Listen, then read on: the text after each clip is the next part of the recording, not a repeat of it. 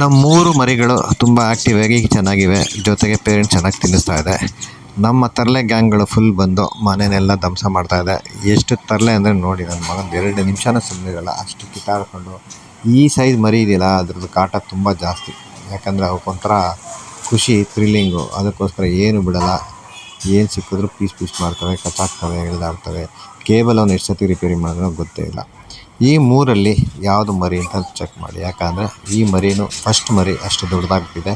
So cocktail ಮರಿಗಳು ಚೆನ್ನಾಗಿ ತಿನ್ನಿಸಿ ಪೇರೆಂಟ್ಸು ಅದನ್ನು ಚೆನ್ನಾಗಿ ಬೆಳೆಸ್ತಾ ಇದೆ. ಅದೊಂದು ಖುಷಿಯಾಗಿರೋ ವಿಷಯ. ಸೊ ಇನ್ನೇನು ತಡ, ಇನ್ನು ನೆಕ್ಸ್ಟು ಹಿಂಗೆ ಕಂಟಿನ್ಯೂ ಮಾಡೋಣ, ನೋಡೋಣ ಏನಾಗುತ್ತೆ ಈ ಮರಿಗಳು.